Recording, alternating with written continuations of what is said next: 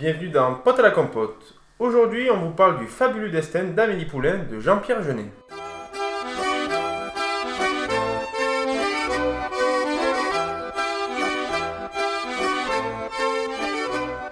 On commence le film avec une mise en contexte du passé d'Amélie Poulain et une voix qui nous suit tout le long du film. Clément, moi j'avais une question, c'était quel est ton meilleur souvenir de cinéma étant enfant? Alors moi, mes plus beaux souvenirs, c'était quand j'étais allé voir, je pense, avec ma mère en 2009 ou 2007, je crois. C'était le Spider-Man 3. D'accord. Et je me souviens que je l'attendais comme le Messie. Et en plus, il y avait Venom et tout. Et moi, j'étais petit, j'ai complètement tracassé de Spider-Man. Complètement ravagé. J'étais complètement botch par rapport à ça. Et du coup, je me souviens que je suis allé au cinéma. Et une des premières scènes d'action, c'est genre, il y a une grue qui tape un immeuble. Ouais. Et il y a Spider-Man qui arrive. Et je me souviens que je m'étais levé et tout quand il y avait ça. Enfin, j'ai vraiment des bons souvenirs de ce moment-là. Donc voilà, c'est ça, un peu mes souvenirs de cinéma quand j'étais petit. Et toi? D'accord. Écoute, moi c'est justement le fabuleux destin d'Amélie Poulain. Ok. Que c'est le premier film un peu bizarre que j'ai vu moi dans mon enfance. C'est vrai que j'étais très bercé par les Disney, par les Pixar et autres. Et ce film-là, c'est ce genre de film samedi soir qui passe sur Canal avec l'ancien décodeur avec les petites cartes que tu avais dessus, que tu pouvais enlever. Et voilà, je me suis dit, bon, c'est un film qui plaisait déjà à ma mère. D'accord. Et je me suis dit, bon, je vais le regarder avec eux. Un petit Pierre de 9 ans qui a déjà vu des Pixar, et c'est tout, quoi, tu vois. Et vraiment, je me souviens qu'au début, je me suis dit, ah oui, c'est vraiment bizarre. Et après, je sais pas pourquoi, je me suis dit, en fait, j'aime beaucoup ce film. Ouais. Et petit à petit, je le regardais souvent, tu sais, en DVD, c'est un peu ce que j'appelle le film doudou. Ouais, c'est ta petite Madeleine de Proust, on va dire. Exactement, c'est ça, c'est le petit film, quand je me le remets. Pour ça que la critique dessus est très compliquée de mon côté, parce que c'est un film que vraiment j'ai dans mon cœur. Et t'affectionnes c'est particulièrement. ça, que ce soit le film, que ce soit même la BO, que j'aime beaucoup. Donc c'est vrai que voilà, c'est vraiment un film que j'aime bien.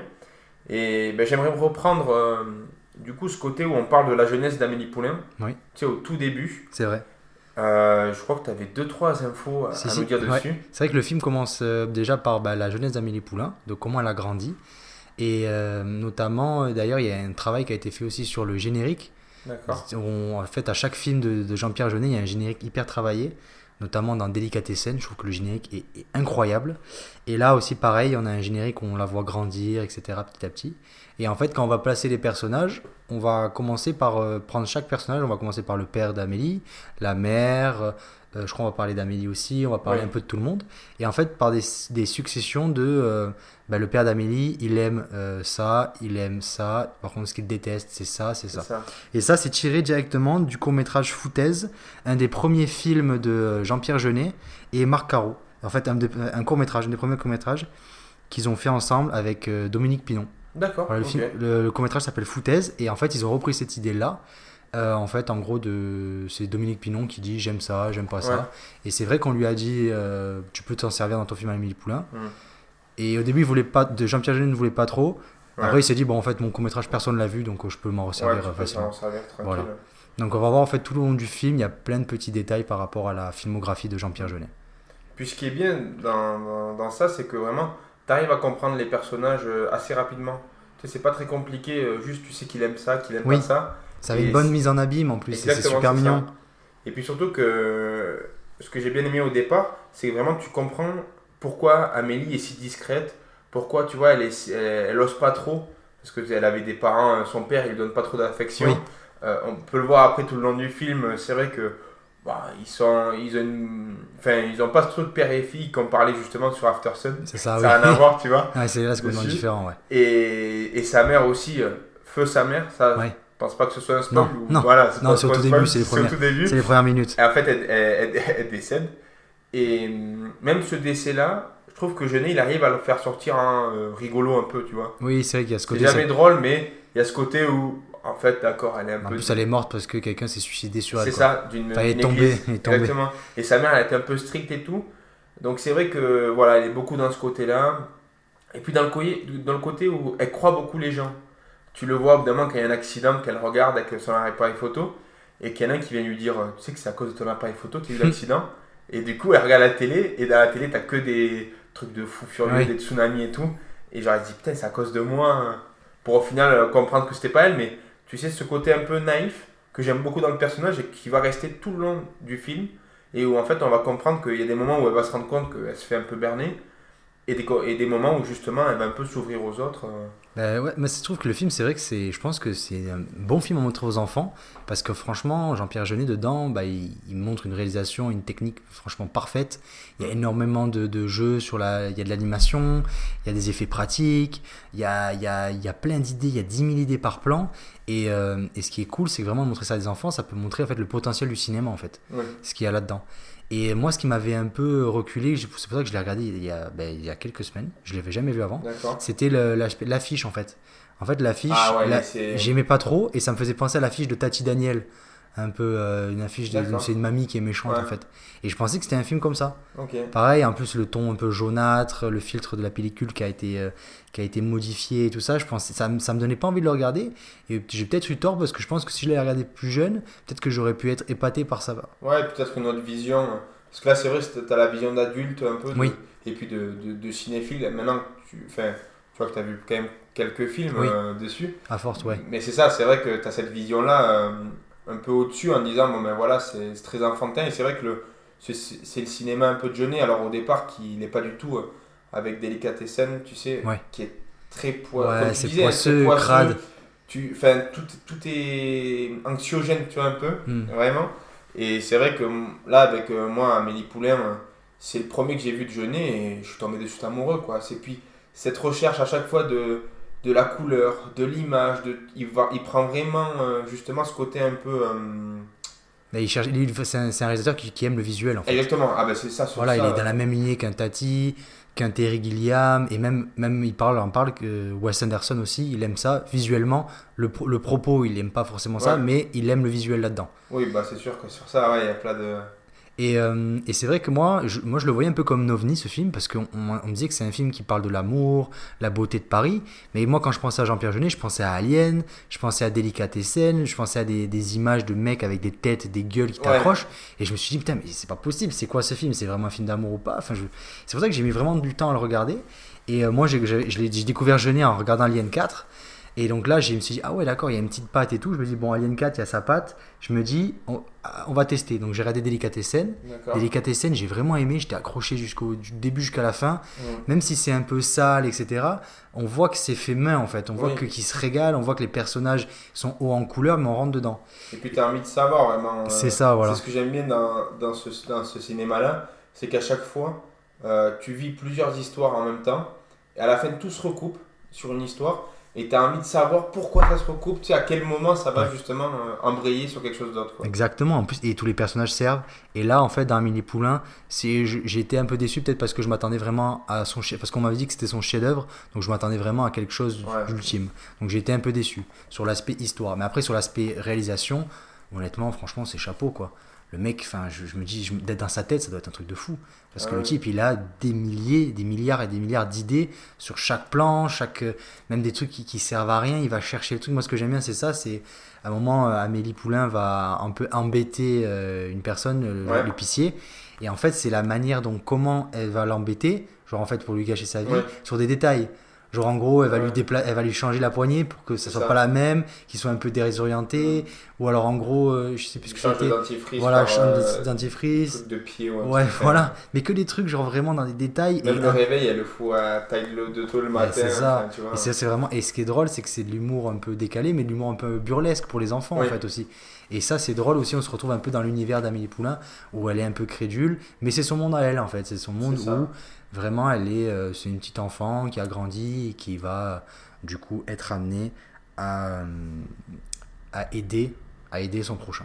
Oui, c'est ça, à se développer. En fait, le film en lui-même nous explique justement son enfance et après, en fait, on passerait pas vraiment dans son adolescence. D'ailleurs, je sais pas si on sait l'âge d'Amélie, je crois que pas, hein. Non, elle doit être Enfin, elle doit être la voit que vingtaine. c'est Elle a ça, pas fait on le voit truc. qu'elle travaille un peu, mais C'est ça. que c'est un travail un peu, tu vois, temporaire. Et c'est vrai qu'en fait, on embraye directement sur sa vie d'adulte. Oui. Et elle va apprendre justement à vivre cette vie d'adulte, cette liberté-là. Et puis, elle a ce côté aussi à aider les gens. Tu vois, beaucoup. Pour moi, je trouve que ça commence quand elle trouve cette petite boîte en fer d'enfant dans son appartement. Et en fait, on voit sur les images cette boîte en fer, elle a appartenu À une personne. un ancien enfant qui habitait là, qui maintenant est devenu adulte. Et elle, son but dans la vie, c'est de trouver ce gars-là. Oui. Et tu vois, vraiment, elle va chercher très loin, elle demande aux habitants, elle demande aux voisins. Enfin, et dans cette histoire-là, tu as plein de petites histoires qui se rajoutent, tu vois. Elle se fait un peu embêter, elle se fait, tu vois, des fois, elle va voir un mec, il ouvre la porte, elle dit, ouais, vous êtes monsieur un tel? Exactement, ouais. Ah, et elle voit qu'il est trop jeune, tu vois. Ouais. Elle fait, ouais, c'est pour la charité, ou Ouais. du coup, il ferme la porte de suite, tu vois. Il y a ces moments-là qui sont pas mal. Oui. Et c'est vrai que j'ai bien aimé parce que on envoie de suite le film sur un côté un peu plus entre l'adulte justement et l'enfant, où tu sens qu'en fait c'est son plaisir d'aider les gens sur vraiment des petits plaisirs, tu vois. Évidemment, elle prend quelqu'un qui est malvoyant, qui se balade dans Paris avec une canne, et en fait elle se balade avec, elle lui montre tout. Et comme tu disais, dans ce côté un peu où Jeunet il cherche à trouver les petits points, les petits détails, c'est pareil quand elle lui explique Paris, tu vois. Elle lui dit, bah voilà, là il y a l'arbre, là il y a ça, tu vois. Mais vraiment des choses où tu te dis, bah oui, je le vois tous les jours, mais cette personne qui est non-voyante ne le voit pas. Et en fait, elle arrive à comprendre ce côté un peu que les gens n'arrivent pas à comprendre aussi sur des maladies ou sur autre chose. Exactement, en fait, on s'aperçoit au début, c'est un peu expliqué de manière anodine, mais Amélie Poulain n'a pas reçu l'amour de son père, donc elle a ce manque en elle, Ouais, et sa mère est très vite décédée. Donc en fait, ce manque va grandir, et en fait, on va s'en apercevoir qu'en fait, quand elle est grande, elle n'a pas de but dans la vie. ouais, Elle a trouvé un job dans un café, et c'est à partir du moment où on va commencer à aider les gens que son but, ça va être vraiment ça, en fait, de se dévouer pour aider son prochain. ouais. Et c'est là où vraiment on voit que Jeunet a du cœur, parce qu'avant, quand on regarde Délicatessen ou même La Cité des Enfants Perdus, on peut se dire que c'est un mec qui se régale à faire des trucs un peu dégueux Oui. et tout ça. Mais en fait, c'était surtout aussi l'aspect de Marc Caro. Marc Caro qui était un dessinateur pour le magazine Métal Hurlant, je sais pas si D'accord. tu connais. Non. C'est un magazine qui a énormément inspiré la SF, je dirais les années 80, 90, D'accord. plutôt les années 80, qui a énormément inspiré Blade Runner, Ok. Alien. En fait, oui, il y avait pas mal de dessins un peu futuristiques, un peu sombres. D'accord. Il y avait Moebius aussi dedans, et il y avait Marc Caro aussi. Donc du coup, et avec Jean-Pierre Jeunet, ils ont commencé à faire leur court-métrage. Et du coup, avec cet aspect un peu poisseux, un peu dégueulasse. Ouais. Et notamment, du coup, c'est pour ça que Délicatessen a cette patte. C'est pour ça que La Cité des Enfants Perdus aussi. Hmm. Et c'est pour ça qu'à partir d'Alien 4, Marc Caro n'avait pas besoin d'être là parce qu'ils avaient déjà la saga était déjà mise en place. Ouais. Et à partir d'Amélie, D'amélie. ils se sont séparés parce que un peu des différents, etc. Ils sont D'accord. restés amis, mais ils se sont séparés Ouais, parce que divergence Jean-Pierre artistique. Jeunet voulait faire autre chose. Et donc du coup, voilà, ça part de là. Et là, vraiment, en fait, on va voir. On continue à filmer comme dans Délicatessen des marginaux, c'est-à-dire Mhm. des personnes un peu pas forcément intéressantes. Ouais. Ben là, on va filmer un buraliste, je veux dire, qui est joué par Elisabeth Nanty, Ouais. qu'on fait un poutounette d'ailleurs, C'est vrai qu'on embrasse on chaleureusement. avance très fort. Un épicier, et comme tu l'as dit, une personne aveugle, Ouais. une personne qui a la maladie des os de verre, enfin voilà, que des personnes un peu des parias de la société. C'est ça. Et puis, enfin, je te coupe, mais Oui, vas-y, vas-y. dans ce truc-là, je trouve qu'il arrive à bien trouver les personnages Mm. et trouver aussi les acteurs qui vont avec, tu vois. C'est qu'une Isabelle Nanty qui justement a peur d'être malade tout le temps, à ce côté-là, ça lui va super bien comme rôle. Oui, c'est vrai. Enfin, tu vois, c'est des Elle petits est, rôles comme elle ça. est irritante en fait dans ce truc-là. Exactement. Et puis même, par exemple, Jamel Debbouze, qui est l'aide de l'épicier, tu ne le verrais pas dans un rôle comme ça, et en fait, il joue Oui. vachement bien. Il y a ces petits rôles comme ça qui sont donnés à des acteurs français, qui sont connus en fait de tout le monde. Hein, Ah oui, oui, vraiment là, de- franchement, tous c'est top acteurs. Hein. C'est ça, tu vois, et je me dis, en fait, c'est vraiment un peu l'audace qu'a Jeunet, justement, de trouver le bon acteur pour jouer justement ce personnage-là. Et en fait, tu te dis, bah, il ne serait pas joué par quelqu'un d'autre, quoi. Vraiment, il est toujours vachement bien joué. Oui, c'est vrai que c'est vraiment ce qui était intéressant. Et lui, Jean-Pierre Jeunet le dit, c'est un bosseur. En fait, Ouais. il prend exemple sur énormément d'artistes. En gros, je sais plus de qui il parlait exactement, mais il a dit, je te dis une bêtise, mais genre, si Beethoven travaillait, il peut pas se permettre de ne pas travailler. Ouais. Je me souviens plus quel artiste exactement il avait cité, mais voilà. Donc Et là, en fait, tu lui, dis c'est un, une fake news, je, c'est c'est- ça. je laisse place à l'interprétation. Mais en gros, ouais, c'est ça. Et en fait, lui, c'est un bosseur, il aime taffer. Par contre, pour revenir à Isabelle Nanty et son rôle de Georgette, j'adore son Ouais. prénom d'ailleurs, Georgette, c'est super mignon. Et donc, du coup, en fait, il laisse par contre place. Lui, ce qu'il adore, c'est que quand les acteurs vraiment font et son force de proposition. Ok. C'est-à-dire que l'aspect Vive la France, Ouais. et ben en fait, c'est une improvisation d'Isabelle Nanty. D'accord. Et, Ok. et ça, Jean-Pierre Jeunet, c'est le plus beau compliment qu'il peut recevoir sur un plateau. Ouais. Parce que lui, il bosse, il fait enfin, il travaille tout. Et lorsqu'un acteur est tellement impliqué qu'il fait des propositions qui sont cohérentes avec le personnage, ben, c'est magnifique parce que pour lui, ça montre que l'acteur est à fond dans son rôle, quoi. Donc oui, dans Dominique Pinon, je trouve que tu vois, il le reprend à chaque fois dans tous ses films. Tu peux même le voir dans Alien, tu vois. Et en fait, à chaque fois, il trouve un rôle qui l'attache pas à un film. Tu sais, t'as pas ce truc de dire ah non, mais attends, je l'ai déjà vu dans Delicatessen ou dans Alien. Ah, ça, oui, c'est son acteur favori. Ouais, exactement, c'est ça. Tu vois. S'amuse à lui. Il y a Tiki Olgado aussi. Tu sais, c'est celui qui a l'accent marseillais. Ah oui, et d'ailleurs, je que crois que cet acteur-là, il en avait parlé. En gros, il l'a kiffé direct. Et en fait, c'est un mec, de base, il était même pas acteur. Ah ouais? Je crois qu'ils se sont rencontrés, mais à la con, quoi. Ils se sont croisés. Okay. Et en fait, son accent marseillais, sa manière d'être, il a dit que ça valait de l'or et qu'il y a peut-être une personne sur 1000 qui a ce don-là. Et donc, du coup, il l'a pris. Et le mec, il est parfait dans tous ses rôles. Genre, il arrive et il plie tout, genre. Ouais, c'est ça. C'est que vraiment, et puis tu sens qu'il force pas. Il y a cette facilité. Ça se voit que c'est sa personnalité, en fait. C'est ça. Donc, non, c'est vrai que de ce côté-là, même. On peut prendre aussi Claire Maurier, celle qui joue celle qui dirige le tabac, le bar aussi, tu vois. Oui. Et j'aime bien aussi son rôle parce que tu vois qu'elle est marquée par la vie. Enfin, il y a ce côté où vraiment la recherche de l'acteur, je pense, doit être vraiment poussée sur du. Lui, ce qu'il adore, c'est les gueules ouais, d'acteurs. C'est ça, vraiment. Tu le vois, Dominique Pinon, pareil, il a pris Ron Perlman dans La Cité des Enfants Perdus, celui qui va jouer notamment avec Guillermo del Toro, qui va jouer, comment ça s'appelle, Hellboy. D'accord. Voilà. Et d'ailleurs, on pourrait revenir après sur Guillermo del Toro. Jean-Pierre Jeunet est un peu une dent contre lui parce qu'il est un peu plagié sur certains de ses films. D'accord. Okay. Ouais, il a repris un peu son esthétique parce que mine de rien, Jeunet a inspiré énormément de réalisateurs. Même si c'est à son côté un peu à l'ancienne, c'est un acteur des années fin 90-2000, il adore la nouveauté. D'accord. Donc, en gros, dans son film TS Pivette, il a tourné entièrement en 3D. D'accord. On peut le voir avec Big Bug. Voilà. Fan du podcast. Voilà, mais en fait, lui, le mec, il kiffe ça. Et il est pas fermé, je pense c'est pas un mec qui est fermé en gros, c'était mieux avant, tout ça. Et il a notamment, je crois, il avait utilisé la CGI, un des premiers à avoir utilisé les effets spéciaux, et notamment pour mauvais exemple, mais bon, pour Big Bug, il se servait de Pinterest en fait pour trouver des inspirations et tout ça. En gros, lui, c'est pas le genre de mec à disant le cinéma de maintenant c'est de la merde. Au contraire, je pense qu'il prend exemple sur tout le monde. Et même il est pas fermé aux technologies de maintenant. C'est ça, oui, ce qui est bien. Et puis tu le vois, oui, sur ces films. Bon, malheureusement Big Bug, mais tu vois. Tu l'as vu ou pas? Hein? Tu l'as vu? J'ai regardé le début. Bon, après j'ai vite arrêté parce que j'ai vite arrêté. J'en parlerai pas parce que j'adore Jeunet et je le respecte de tout mon cœur. On peut se tromper, c'est normal. Mais c'est vrai que même, tu vois, même Kassovitz, tu vois, qui a une gueule d'enfant, tu vois, super sage, qui travaille dans un sex shop, tous ces trucs. C'est tout le temps des trucs un peu farfelus. Exactement, et puis surtout que tu te dis, quand il réfléchit, tu te dis, en fait, ça aide en aucun cas l'histoire, mais toi, c'est important pour toi de le savoir, tu vois. Enfin, en tout cas, moi, je trouve que à chaque fois, c'est important, et puis j'aime bien savoir, comme quand, par exemple, dans des séries comme Game of Thrones, de savoir un peu la vie de telle maison, la vie de telle... Et là, en fait, tu découvres chaque vie parisienne dessus.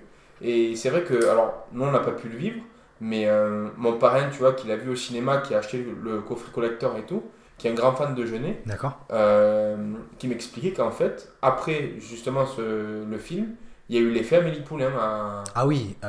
À, comment ça s'appelle, à Paris? À Montmartre. Il y a l'épicerie. D'accord. Les gens venaient à Paris en disant en fait on va découvrir Amélie Poulain quoi. D'accord. Et ils voyaient pas du tout, enfin il y avait rien à voir, effectivement tu avais raison, l'épicerie existait vraiment à côté de Montmartre et tout, mais c'est vrai que une boutique maintenant, c'est toujours une épicerie mais il y a la grande tête d'Audrey Tautou dessus. C'est ça, ils essayent un peu de capitaliser dessus. Je les comprends aussi en même temps.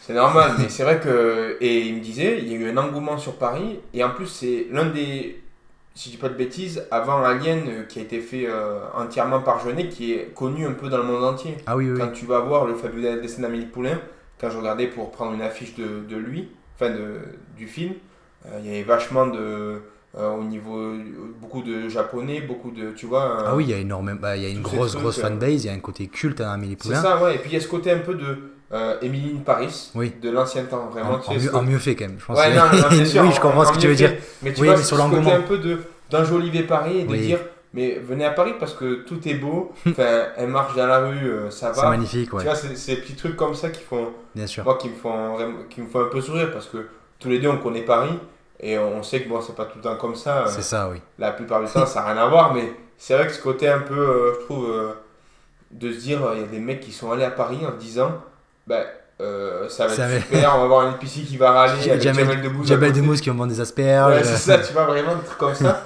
Et en fait, ils arrivent à Paris, le mec qui klaxonne, les mecs qui, tu vois. Nanti va me vendre des clopes, C'est- des trucs comme ça. Exactement. Et donc c'est vrai que oui, bon, alors, on va recentrer un peu sur l'aspect aider les autres. Et en fait, il y a quelque chose qui va se passer dans la vie d'Amélie Poulain, c'est que en voulant aider les autres, elle va tomber potentiellement sur l'amour de sa vie. Ouais. Donc là, elle va tomber sous le charme un peu au début, un peu attirée par une autre personne, qui du coup est jouée par Mathieu Kassovitz, personnage de Nino, qui est, qui est son enfin pas, ouais, son alter ego, son âme sœur en fait. C'est la même version qu'elle. Dans Past La Life, version. comment il... Ah oui, Ignon. Ignon, Ouais, voilà. il y a 1000 couches d'Ignon. Exactement. Mais c'est ça. Et donc du coup là, Vincent, et là je trouve que le film a un peu déçu à ce propos-là. Je pensais vraiment tomber dans une sorte de romance, Ouais. mais il prend un parti pris que je trouve totalement louable. Et donc là, on passe sur l'aspect amour d'Amélie Poulain. Donc il va y avoir un peu un jeu de séduction entre les deux. Elle va Puis lui... c'est vraiment le film moi je te suis, tu vois, C'est ça, ce ouais. côté-là. C'est vrai que là, sur ça, je suis d'accord avec toi. Je suis un peu moins fan de ce côté-là du film parce que je trouve qu'on perd un peu de la dynamique qu'on avait au départ, tu sais, et on se concentre un peu trop sur eux deux. Tu vois, dans le truc de on se cherche, on se trouve pas, on se retrouve, on se recherche. Bon, demain, t'as compris quoi, ils se kiffent, c'est bon. Oui. En fait, faut un poutounette, et puis ça arrive à tout le monde. Mais la scène que j'ai adorée, c'est la scène où elle fait à manger et qu'elle s'imagine une vie avec Nino. Ah oui, avec lui, ouais. Et ça, par contre, cette scène m'a vraiment genre bluffé parce que de le fait de. Elle cuisine cet aspect un peu. Ben, c'est l'amour en fait. C'est en disant si je vivais avec lui, ben, il aurait pensé que j'ai oublié le sucre vanille ou la levure. Donc il y serait allé. Et il y a l'aspect où tu vois avec des bulles, où tu vois le parcours de Kassovitz. Mais en fait, du coup, après, tu t'aperçois que non, en fait. Il est pas là, elle se l'est imaginé. Mais vraiment, ouais, il y a, au niveau de la réalisation, franchement, c'est énorme. Et tu vois, ce passage-là, ça m'a fait penser un peu au passage d'un Mommy. Ah bon, oui. Dessus, bon, spoil. Petit peu, oui. Un peu, mais. Enfin, je vais pas du coup vous le spoiler, mais Oui. en gros, ça m'a fait penser un peu à ce passage-là. Je me suis dit, bah. Bon, un peu moins triste quand même. Hein beaucoup moins triste quand même. C'est pas le même film, hein. Mais tu vois, il y a ce côté un peu rêveur où tu rentres un peu dedans et en fait, tu te rends compte que c'est pas du tout. C'est ça. C'est pas la vérité, quoi. Et ce côté rêveur, en fait, on le voit tout le long, en fait. Mais Poulain se l'imagine et se le retranscrit un peu dans sa vie. Ouais. Et c'est vrai que ouais, moi, sur ce point-là, j'ai moins été touché. Sur l'aspect amour, je m'attendais vraiment. Par contre, sur l'aspect technique, franchement, il y a des plans magnifiques. Notamment le plan où il y a Nino s'en va. Oui. Et il fait tomber sa sacoche sur le scooter. Ah oui. Ce plan-là. Qui veut récupérer. Enfin... Et en fait, c'est une sorte de plan séquence où on part de Amélie, qui après part sur Nino. On voit Nino partir, qui laisse tomber sa sacoche. On fait plan sur la sacoche, ça retourne et on revoit Amélie qui arrive. Donc ça, ce plan, il a dit que c'était galère à tourner parce que il faut mettre Mathieu Kassovitz qui arrive. Après, il faut mettre le cascadeur sur la mobilette parce qu'il frôle une voiture. Et ça a dû être un bordel monstre. Mais ça c'est le cinéma grand champagne, quoi. Ouais, c'est ça. Ça a dû prendre une journée complète de tournage. Mais pour un plan magnifique. La liberté, c'est la liberté aussi de pouvoir tourner justement ce genre de scène-là. Et c'est ce qui est beau dans le cinéma de jeunesse, qu'on peut retrouver dans ces films, et même après, dans les prochains films. C'est vraiment cette liberté-là de faire les plans qu'il veut, tu vois, de rajouter cette couleur qui est assez spéciale, où c'est qu'au premier abord, oui, c'est vrai, le filtre jaunâtre. Couleur pipi, ouais. Tu vois, c'est des trucs à la con où tu dis, bon, je suis pas sûr que ça plaise, et en fait, si. Moi, je trouve que c'est là où le film rentre dans un côté un peu mystique et où c'est vraiment un film que tu peux montrer. Alors après, peut-être dans la durée, ça va être un peu compliqué parce que Paris change, tu vois, et même, par exemple, déjà un buraliste dans un bar, ça se voit plus beaucoup. Ça n'existe plus trop. Tu vois, il y a beaucoup de choses qui se dénaturent un peu, donc c'est vrai que je pense que ça va être un film un peu vintage, tu sais, comme on peut dire. Mais pour moi, pense que ça perdra jamais de sa fame, un peu comme on dit, sur ça, parce que c'est un film qui va plaire aux petits. Oui. Mais c'est vraiment, voilà, sur ce que tu disais, hein, en le regardant adulte, c'est pas la même version que quand tu le regardes Ah non, oui, quand t'es enfant. t'as une nouvelle vision. Et notamment, je tenais à revenir sur l'aspect jaunâtre, le filtre un peu qu'il y a. Ouais, En fait, c'est un procédé chimique qui est fait. En fait, le d'accord. film est tourné et à la fin, la bobine est trempée dans un... Ah, d'accord, je pensais que c'était D'accord. Non, non, en Donc fait, c'est c'est la vraiment. bobine qui est trempée dans des produits Ouais, chimiques qui font sortir cette couleur un peu jaunâtre. Donc, c'est un parti pris. Il y avait aussi des risques parce que du coup, il fallait plusieurs bobines pour pouvoir. Parce que s'il y en a une qui te reste trop, et ouais, elle peut être trop jaune. Donc voilà. Et pareil, au début, dans ses premiers films, quand le dosage était mal fait, certaines bobines brûlaient. d'accord. Parce que du coup, on met une lumière très chaude et donc ils peuvent enflammer la Ouais, bobine. Et ça arrivait aussi des fois que les bobines brûlent. Mais là, avec les aspects de produits chimiques, ça arrive aussi. Et notamment, aussi, je voulais revenir sur l'aspect de Jean-Pierre Jeunet et de Amélie Poulain. On a un peu cette connotation en disant les films d'auteur. hmm, Film d'auteur, c'est chiant, les films d'auteur, ça n'a aucun ouais, sens. Mais Amélie Poulain, c'est un film d'auteur. ouais. Donc, honnêtement, les films d'auteur peuvent être tout aussi attrayants que n'importe quel autre film. Oui, et puis je pense que même C'est pas en soi, péjoratif, en fait. le bon vieux JP, il aime ces films Ah ben d'auteur-là, oui. parce qu'en fait, quand tu regardes le Alien, Alien, c'est presque un film d'auteur, quoi. Tu vois, il y a des moments, il y a des scènes où tu te dis, bon, ben là, en fait, Oui. c'est Et c'est trop. vrai que son Alien 4, c'est genre, tu le regardes, t'as une tension sexuelle du début jusqu'à la Ah oui, fin, en non, fait. mais c'est ça, ouais, T'as en l'impression plus, qu'ils vont tous faire l'amour ensemble, enfin, ouais, c'est chaud, quoi. c'est ça, c'est vraiment, t'as ce côté-là, et puis tu fais même les plans et tout, tu sais, ils sont vachement, quand l'autre il embrasse Oui. la vitre, il Ah. y a l'alien à côté, tu dis, c'est dégueulasse, quoi. Oui, parce que ça, en fait, l'alien, ça tourne autour du viol, l'aspect Ouais, du viol et tout ça. Et c'est vrai que lui, il a rajouté ce truc-là. Vraiment, et un peu aussi, il part un peu dans le cartoon, un peu, oui. tu sais, avec la replay qui est un peu boostée j'allais dire, non, boostée au sang de Alien, quoi, Ouais, en c'est fait, hein. ça, le truc. Non, mais c'est vrai que. Et je pense que justement, Jeunet, c'est vraiment le réalisateur qui est fait pour ce genre de film, quoi. Et puis, qui va permettre à des films qui normalement sont. Comment dire, pas grand public, mais. Oui. Bah, euh, de base, il faisait des films de genre et après, il est passé dans la c'est comédie ça. romantique. Ouais, et puis je trouve c'est un touche à tout un peu, tu vois. Oui. Juste après, il sort un film sur la guerre qui, normalement. Ah oui, un long dimanche de fiançailles. Ouais, exactement, c'est ça, où tu te dis, bon. J'ai envie de pleurer, tu vois. Et en fait, c'est vachement recherché. Et puis tu sens que justement, il fait gaffe vraiment à ce côté, le grain de sable, il est important pour lui. Ah Et c'est oui, ce que j'aime beaucoup, moi, dans ce film-là. Ce que je retrouve un peu chez Wes Anderson. C'est sur vraiment. l'aspect visuel, oui, c'est vrai. Exactement, c'est ça. C'est ce côté de rechercher, de trouver la petite bête qui va permettre de faire déclencher quelque chose dans l'histoire. Et vraiment, c'est ce que j'apprécie le plus, quoi, dessus. Ben c'est vrai qu'en plus, et lui, c'est ça, lui, il veut travailler son film du début jusqu'à la fin. Alien 4, il l'a fait parce que c'était Alien. Et qu'il ne pouvait pas se dire, ben, j'ai refusé Alien. Ouais. Donc il l'a fait pour ça, il a pu mettre un peu sa patte. Mais par contre, des années après Un long dimanche de fiançailles, on lui a proposé de réaliser Harry Potter. Donc D'accord. c'était Harry Potter 4, il me semble. Et là, du coup, il a refusé. Enfin, il a Ok. refusé. Il a dit qu'il pouvait rentrer dedans. Mais sauf qu'on lui a dit qu'il fallait qu'il commence la semaine d'après. Donc ça, déjà, au niveau de deadline, c'était trop Ouais. rapide. Et ensuite, bah, il avait la main sur rien. Parce que le script était fait, Oui. les acteurs étaient choisis, les costumes étaient faits. En fait, c'est en gros, tu viens, tu mets un peu des idées de mise en scène, tu Ouais, peux c'est t'aller dans le film, tu vas avoir quoi, peut-être 3 4 moments où tu pourras mettre un peu placer Oui. ton truc. Et il aurait sûrement foutu Dominique Pinon en troll ou Ouais, j'en sais c'est rien.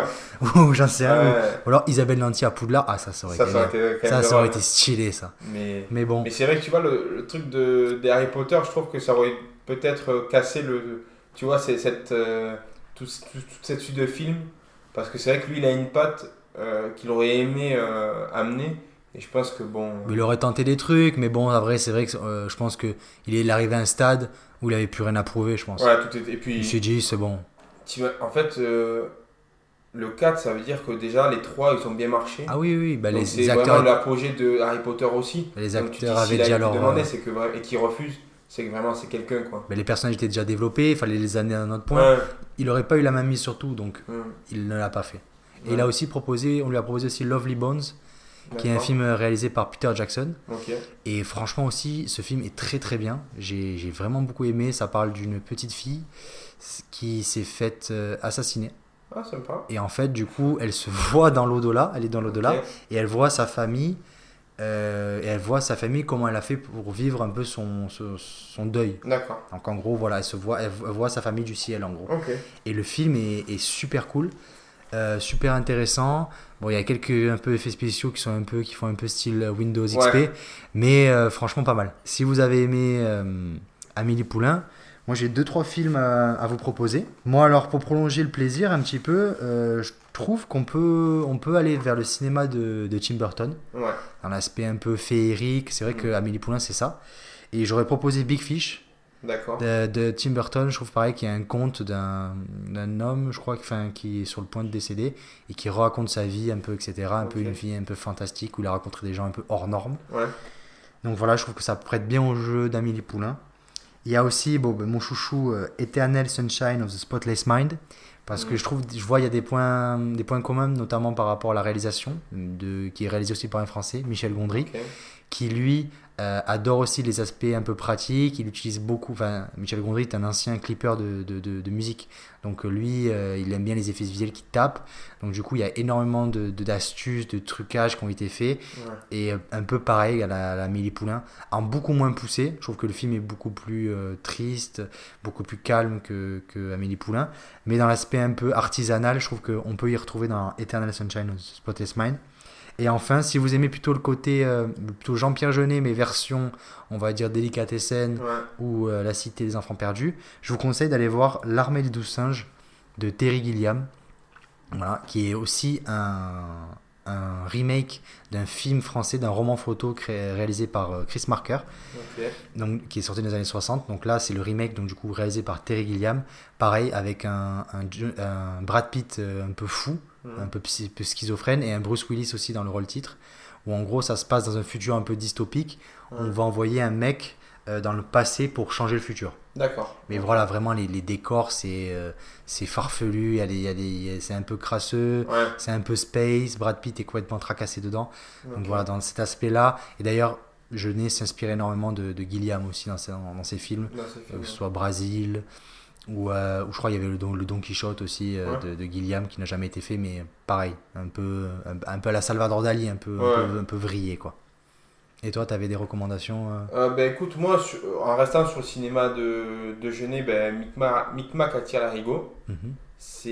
En fait, c'est un film que j'ai vu sans savoir que c'était Jeunet, que j'ai beaucoup aimé, que j'ai acheté en plus, que j'avais acheté qui coûtait pas grand chose, tu vois. Ok.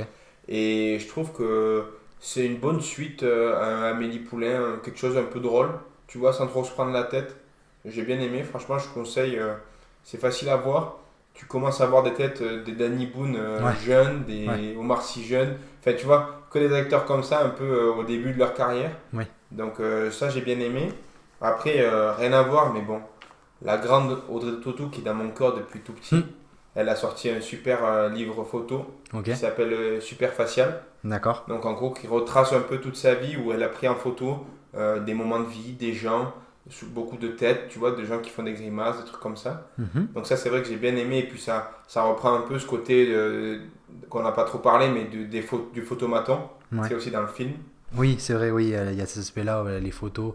Ben, le personnage de Nino, son passe-temps, en fait, c'est d'écumer tous les photomatons de toutes les gares de Paris pour choper les photos des personnes qui ont été jetées, en fait. C'est ça. Voilà, tous les clichés. Dessus. Et après aussi, j'aimerais bien. Enfin, je trouve qu'il y a des ressemblances quand même avec son cinéma et puis avec cette pellicule-là par rapport à la Cité de Dieu.